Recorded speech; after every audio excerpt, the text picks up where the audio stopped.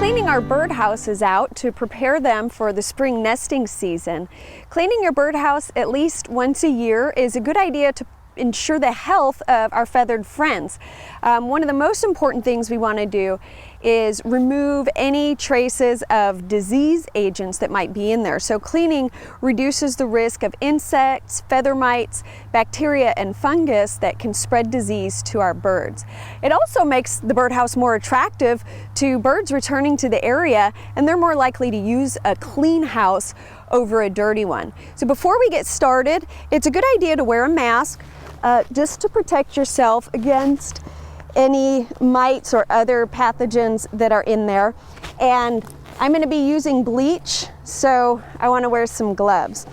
So open your house and look for a nest. Some houses might still have a nest in them. This one doesn't have a nest, but there is some feces in there. And when you're removing either a nest or the feces, you want to dispose of it in a plastic bag.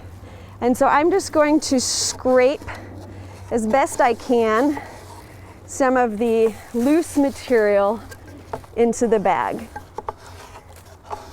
And again, if you have a nest, go ahead and put it in a bag in the garbage. Don't throw it in the compost pile, because you want to get rid of any disease agents that might be in there.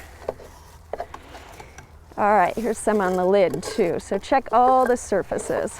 We want to clean all surfaces, the door, the back wall, the side walls. You might even be able to spray up in there. Oh, a wasp nest is a deterrent against housing birds. So if you see that inside, go ahead and get rid of that as well.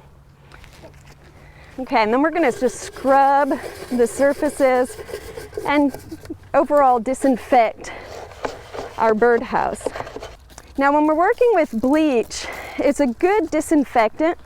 And one of the advantages of bleach is that it volatilizes into the air very quickly.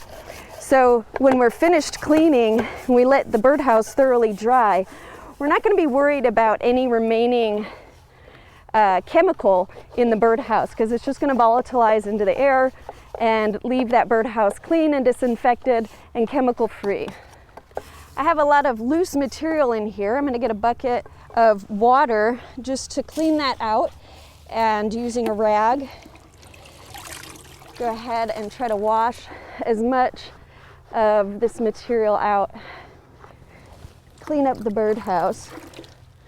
One of the areas to pay attention as you clean are along the edges. So there's several vent spaces in the birdhouse. We have along these edges and up at the top. That allows airflow. And then at the very back, from the bottom going in, is a vent space that you also want to make sure is clean of debris. That's very important to allow good air circulation in our birdhouse, which helps keep it cool in the summertime. So check that as you're working. And make sure to thoroughly rinse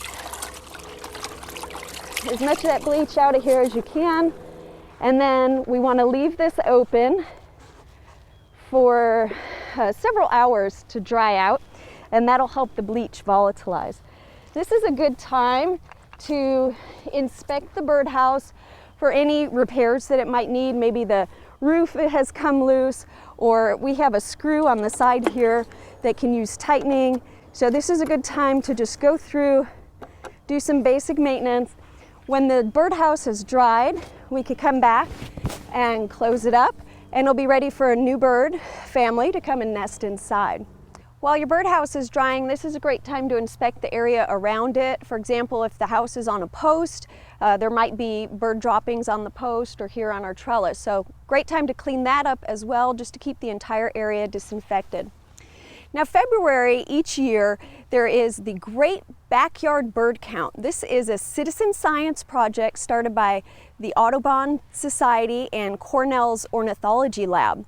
And it's a time for every person in the country or around the world to help collect data about wild bird populations. And the way it works is during the weekend, it's a 4-day event.